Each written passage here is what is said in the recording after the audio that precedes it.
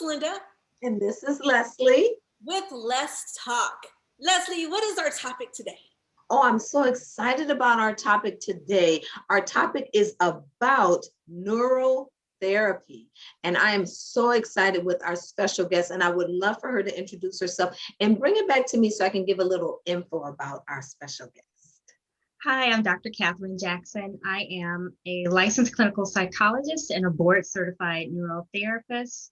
I am the owner of Optimal Neuro Holistic Services. And I recently wrote a book, The Couch Experience, A Guide to Good Therapy.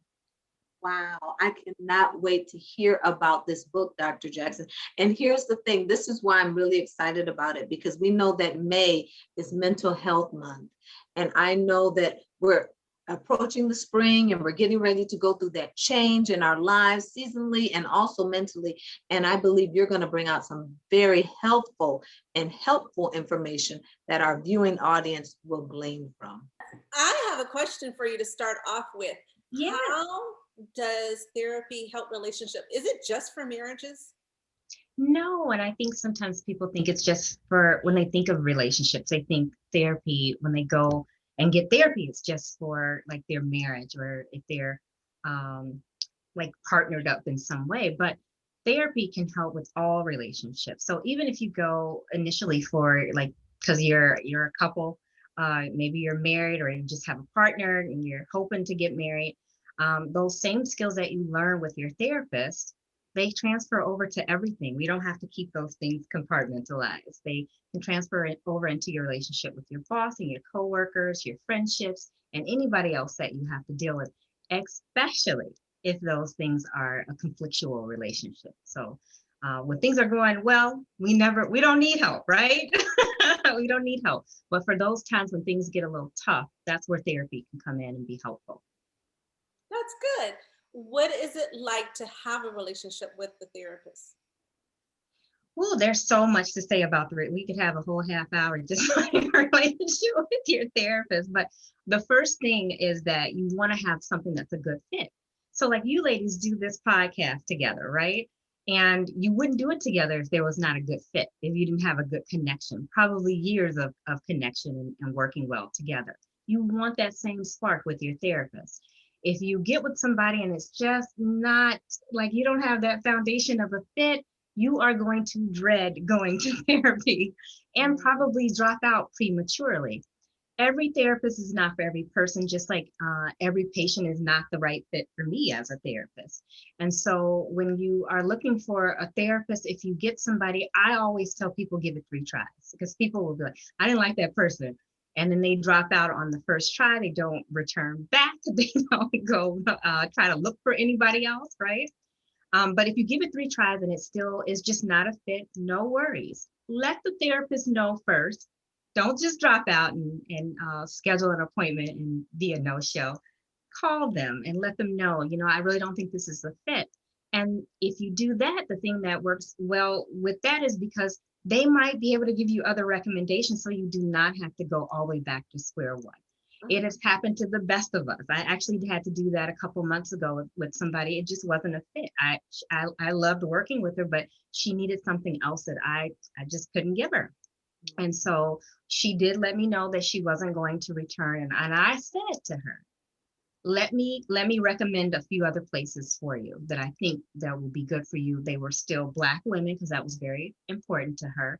And then some different varying styles. So one of those should have worked for her. And then she didn't have to go all the way back to like square one, trying to dig out and look and find somebody for her therapy. That's the hardest thing is taking that first step to make a phone call. So I can imagine if it doesn't work out.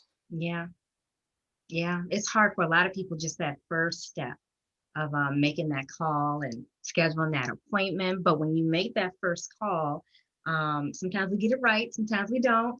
But when you make that first call, just ask a lot of questions. Ask a lot of questions to feel comfortable and to see if what they offer will truly be a benefit to you. I don't care. And this is coming from a person with a lot of credentials. I don't care how many credentials they have. I don't care if they have doctor or not before their name. You need somebody who what they do is actually going to work for you. So if they start rattling off all these degrees, all these certifications and trainings, ask how those things will actually help you with what you're coming in for. Don't, Wow. a lot of people, okay, I'm going to tell you guys a story. I had a lady that I tested. She, and once I finished testing with her, I recommended therapy for her. She was adamant about working with me, like, just like, but I didn't have space. And so I recommended another woman of color to her, who I recommended a lot of people too, because she was great. We had a similar style, but she didn't have doctorate for her name, like Dr. So-and-so for her name. She did not want to go to her. Like, she was like, she doesn't have doctorate and this and that. And I was like, what? She tried it though, because I just couldn't get her in. She sent me a message like 2 or 3 weeks afterwards. They had seen each other maybe 2 or 3 times, and she said she loved working with her. And so don't get hung up on all those titles. There are some people out here who are not good clinicians, but they have a lot of titles. And then there are some people with fewer certifications and titles, but they are great clinicians. So you want to make sure that you have a good fit. That is the foundation for the therapeutic relationship between therapist and client, therapist and patient. If you don't have that, everything else that you try to do will crumble. Wow, that's very good. And Dr. Jackson, I have a question for you only because you had mentioned African Americans. What is the stigma, for a lack of a better words, as a community, we have a tendency to think that, oh, we don't have mental illnesses in our community. Yeah. How do we get around that and still seek the help that we need? Guys, they don't have me here for like over an hour. That one too is a whole thing of it in and of itself, and I'm gonna try to make it as succinct as I can. We have been, culturally, we've been raised, especially if it's African Americans. The umbrella of Black includes everything: Jamaican American, Caribbean American, this American. It includes a lot, and people they transfer these two things, or they interchange the two words, and it's not true. So for African Americans, those of us from Africa who were brought here as slaves, we will or enslaved, because we were not slaves. I'm not gonna get off my soapbox, but we were brought here and enslaved. We have the unique thing of having to be strong, and it came about because of slavery. And so we're still holding on to some of those hats that don't even match our outfits anymore. They don't work for us anymore. Yeah. And we're still keeping those hats on. And so to get through that stigma, you have to first just try to realize that you need help. It is okay to reach out for help. And in fact, we have a plethora of help out here. If you broke your leg, you would go to a medical doctor. You would pray to God for that help and trust that God is going to work through that doctor for that help. The same is true of most of us too, who are therapists. And so if you are trusting God for a physical healing, you have to trust the process and trust God to help you, lead you to the right therapist, and to work through that therapist too. That's good. That's very good. Yeah. I love that, because I think, like you said, we have a tendency to think that we're so strong and we don't need help, but we do need help. I mean, we were designed to have relationships in order to support each other, yeah. Correct? Am I right? And this is just another relationship. Yeah. For that help, for that support, for that guidance. Now, you said when you work through something, usually we talked about in other episodes, even for therapy, I'm coming to you with problem A, but problem A might not be the root of it. How does therapy help find the root of it? Good clinicians or good mental health clinicians know how to tease it out of you and to see where else does this show up in your life, and then find out where it started. And then they go back and they're helping you to make some amends with all of that throughout time so that you can be your best self now. Wow. Wow. Could you explain neurotherapy? Because when I hear that word, I hear the brain. Yeah. So can you talk about that a little more? Yes, ma'am. With neurotherapy, it's a brain-based therapy. So there are a lot of people, and there's a lot of different types of therapy besides just talking. People think, when of mental health, they just think of, being on the couch, sitting on the couch or laying on the couch and talking. But there are a lot of people who they just don't have that kind of insight. They're not talkers. And so there's a lot of different types of other therapies that can still get to the heart of the issue and still allow for that healing with that without having to say so many words. And neurotherapy is one of those. And so with neurotherapy specifically, it comes with an assessment first where you are assessing the whole brain, and that's called a QEEG. And then once you have that done, then we identify what's going on in different parts of the brain and if things are operating too high or too low. And anything that is too high or too low, you retrain those areas of the brain to operate more at a consistent base, so more within the parameters of where the brain should be operating. So like for a lot of people who have either anxiety or they have ADHD, sometimes we see dysregulation in the frontal lobe. And so then we put electrodes. It's not shock. I don't want people to feel like nothing goes in. It's just reading the surface area of your brain. And so we put electrodes on the brain, and then it uses operant conditioning where you're looking at something or you're hearing something. And the more your brain operates the way that it should, you will hear or see more of that. And when it's not operating well, you don't get the reward of hearing or seeing whatever that is on the screen. How do you treat issues like that? And the reason why I'm asking is because I had a very close family member who suffered from depression. And she suffered from depression most of all of my life that I had known her. So how do you correctly treat someone with that type of issue? With depression per se, there's a lot of different things that can be done with depression. So medication is a good thing for depression, because you can try without medication, but a lot of the times that I've seen, people have a harder time just trying to like really take in the components of talk therapy or neurotherapy or any other type of therapy without first correcting some of the stuff that's going on in the brain, which medication will do. That doesn't mean they have to stay on the medication for their whole life. It just means it's going to help to get their brain back into like that zone where it needs to be, so then they can take in some of the different techniques that the therapist is talking about, or the different things that they're talking about with, or that they're doing with something like neurotherapy. So neurotherapy would work well for depression as well. And there are other ones too. I'm just going to give you 3. And then TMS is for really persistent depression, which it sounds like that family member went through. It seems like anything else she might have tried may not have been working. And people who have tried a lot of different other types of things, TMS usually is helpful for that. And it's the last type of effort. Yeah. Well, and just to be candid with the audience, that person was my mother. She suffered with depression all of my life. And I know that she was on medication for it too. And sometimes does that even lead to suicidal tendencies if it's not treated correctly? Am I correct? With depression, yes, but any of the different mental health concerns can lead to it if unaddressed. They will impact your self-esteem and start to make you feel really bad. So if you're going through something and it's untreated, then your self-esteem starts going down. Now we start to like thinking about suicide becomes like an option, something that you actually start to consider. Wow. And it's something, Linda, I never even thought about how it's just, there's so much complexities in how we're designed. And I just think about the scripture that says we're fearfully and wonderfully made. And it's so true how all of these things work together to make the whole person. And you sound like Dr. Jackson, you're addressing the whole person. And I am a holistic psychologist. Yeah. Okay.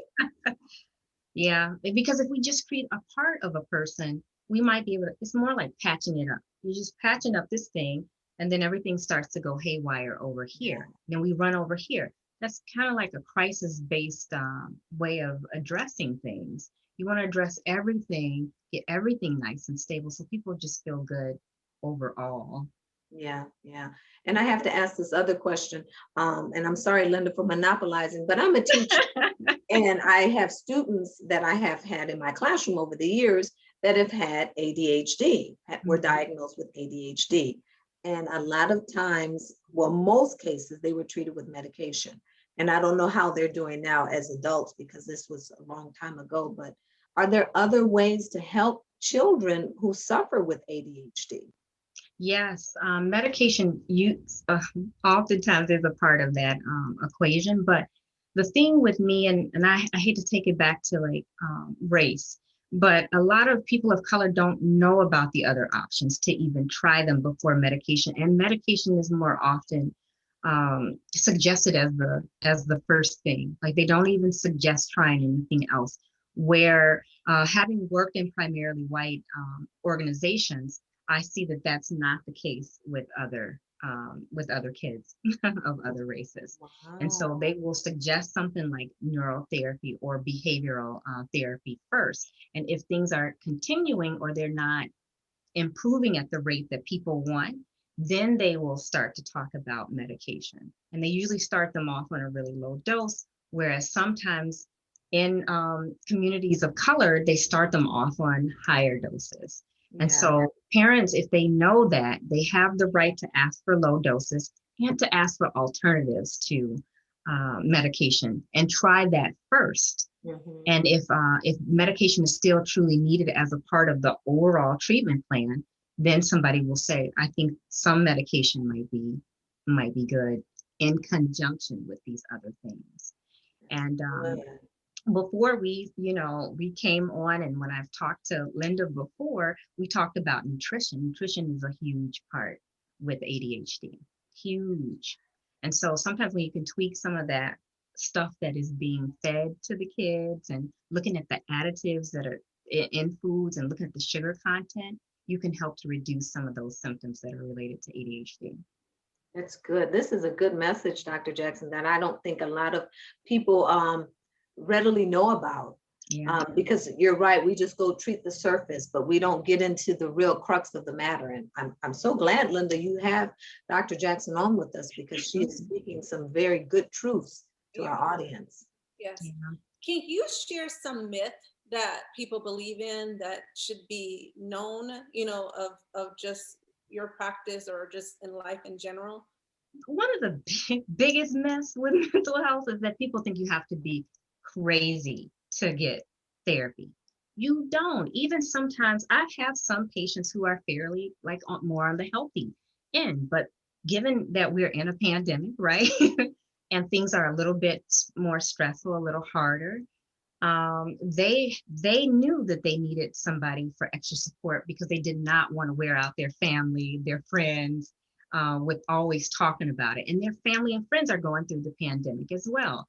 And so you do not have to be whatever crazy is supposed to be. What is normal? What is crazy, right? And so you don't have to be what people think of as crazy. Some people also think another myth is that people think once they're in therapy, they think they're going to be in therapy forever and Yeah. ever and ever. That's not true. A lot of it depends on you, though. If you are in therapy and you are hemming and hawing and you're just making like real small baby steps, you are going to be in there much longer than somebody who puts in the work and they're doing stuff between sessions to get better and get better more quickly. And it also depends on the severity of your symptoms and what your diagnosis is, and the type of treatment that your therapist is using at the time. So it doesn't have to be. I've seen some people be in therapy for a really short period of time. They felt better, and maybe they either they reduce their sessions down where they're hardly coming and they're just doing like general check-ins. When some people come, they get better with what they came in for, plus some of the extras that you were talking about earlier, and they go. And if they need help again, they just reach out, but they never return all the way back to where they were in the beginning. How do they know it's working to the point that I need to switch or this is not working for me? You mean like for the type of therapy or the therapist or both? Both. Both. With the therapist, if it's just like if you're not being feel like you're being heard, or if it doesn't feel like it's really addressing the issue that you want, those are some indicators. So there's a lot more too. Those are some indicators you might want to try another therapist. But before you go, like I said earlier, I feel like I'm on to tell the truth. Before you go, before you go, talk that over with your therapist, because sometimes it's not really what the therapist is doing. Sometimes it's you. You're afraid of the change. You're afraid of the challenge to do something different. And so if you talk that through and you see that it's more just your hesitance or your avoidance, you might want to stick with that therapist. But if it's really not working and it's just not gelling, this person, when you talk to them, it makes you feel worse, then it makes you feel better. Um, and you don't always leave therapy feeling better. So I'm gonna say that too. But if it's making you feel worse, like it's like each time you go, it's not just that you're bringing up things that are can be difficult to reflect on, but it just makes you feel worse for some reason. Those are things you should address and then decide if you want to see another therapist. And with if therapy is working, it's all the general stuff like we kind of mentioned a little bit earlier. Are your relationships getting better? Are people happier to be around you? Those kind of things. Is your thinking more clear? Are you a little bit more productive in some areas that you were stagnant in and had low motivation in? Those are some of the kind of things that you can say, like, I'm starting to get better. Like we're doing some good work in these sessions. So If somebody who never went to therapy before, what do they expect the first time? Like, is it actually just sitting there telling you my problems and that's it? You say, okay. Yes and no. It's a lot of paperwork in the first session that you go over, and some therapists have you do that stuff beforehand so you can have that first full hour just to talk. And so it's kind of like this, how you guys are asking me questions, and then I give you some answers. The first session is a little bit more like that, where therapists, they follow different lines of questioning to pull out what the issue is. And oftentimes the issue is much more beyond what they come in and say that the issue is. Like, oh, I have anxiety. Then you find out there's some trauma, there's anxiety, there's some difficulty with relationships.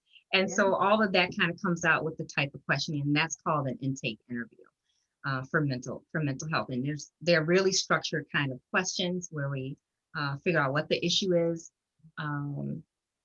how the issue came about, like where it started in your life and how long you've been going through it. And also start to identify some of your goals for therapy. And then in that second session, you'll talk about, most of the time, everything is not always this linear, but most of the time, like that second session or the third, depending on how much you did in the first session, then you'll go over the actual treatment plan, which is what steps you will take to help with the relationship, with the anxiety, with the difficulty talking to people and all that different stuff. So the actual steps that you'll take. Like the questions we're asking. These kind of, okay, that everything that I said today is actually, like, I didn't even have to think a whole lot about this, because I recently wrote the book, The Couch Experience, that you talked about earlier. Your copy will not have this gray line on it. Mine is a proof copy. Yours will look really pretty. But I wrote this book and it has everything in there from A to Z with therapy, including my favorite section. So if you see me in the street or on the internet, you just mentioned something about the appendix section. That was my favorite part of the book, because it has a lot of forms that help you through each phase of therapy, from beginning to end. When you're calling therapists and you're looking for somebody, to the first appointment, to all your appointments in between, and even all the way up to termination. So when you're done with therapy. Is there anything you want to say to the audience before we close?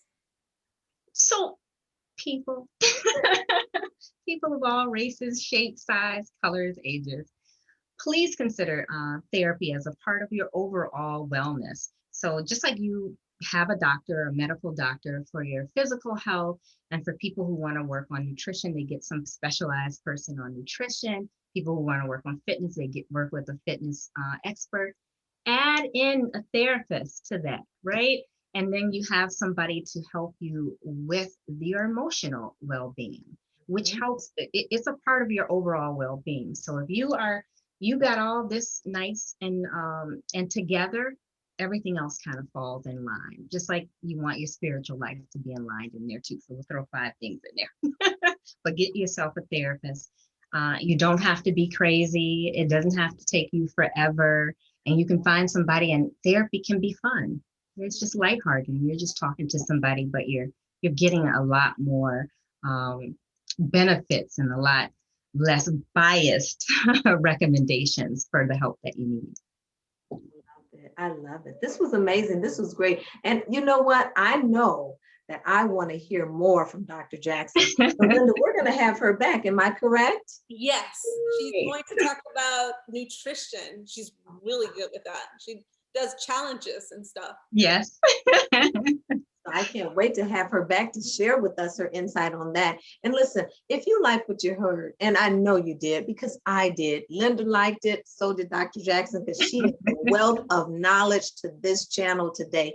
Please be sure to hit the like button. Subscribe to our channel. We want to get this message out to as many people as we can, because we know that there are other people on the other side that need to hear what Dr. Jackson has shared with us today. So share, share, share. And listen, this is really what it's all about. It's about life's lessons. And we heard a life lesson today. And it's about laughter. And it's about love. Because the overall goal in everything that we do and say is to make relationships that last. Yes, thank you. Me. Bye, everyone.